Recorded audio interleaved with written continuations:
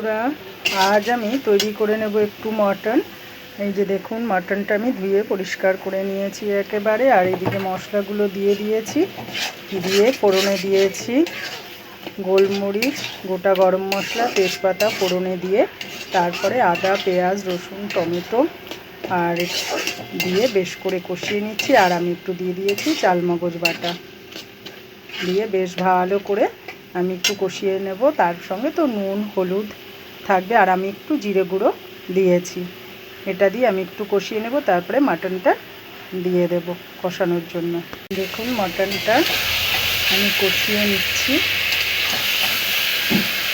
তেলটা কিন্তু আমি একটু কম দিয়েছি, তার কারণ হলো এটার মধ্যে না বেশ অনেকটা চর্বি আছে। এই যে দেখুন, এই চর্বিটা গলে গেলেই কিন্তু অনেকটা তেল হয়ে যাবে, ওই জন্যই আমি একটু তেলটা কম দিয়েছি। আমি ঢাকা দিয়ে দিয়ে কষিয়ে নিচ্ছি।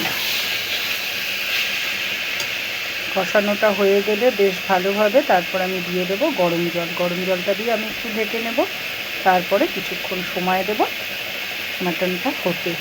দেখুন, কষানোটা বেশ ভালোভাবে হয়ে গেছে, গা দিয়ে তেলটাও বেরিয়ে গেছে। এবার আমি দিয়ে দিচ্ছি গরম জলটা। পাশে আমি গরম জলটা বসিয়েই রেখেছিলাম।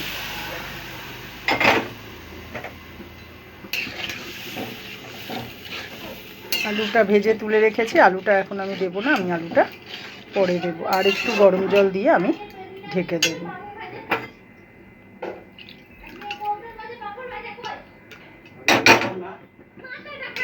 এবার আমি ঢেকে দেবো। দেখুন, আলুটাও আমি ভেজে রেখে দিয়েছি, তারপর আমি আলুটা অ্যাড করে দেবো। মাটনটা একদম রেডি হয়ে গেছে। আর ঢাকা দিয়ে দিয়ে করলে কিন্তু সময়টা একটু বেশি লাগে ঠিকই, কিন্তু সেটার একটা টেস্ট হয় আলাদা। প্রেশারে দিয়ে দিলে হয়ে যেত, কিন্তু আমি তাও একটু ঢাকা দিয়ে দিয়েই করেছি। আর সুন্দরভাবে আমার হয়েই গেছে। আলুটাও অ্যাড করে দিয়েছি। আমি গরম মশলা আর সামান্য মিষ্টি দিয়ে দিয়েছি।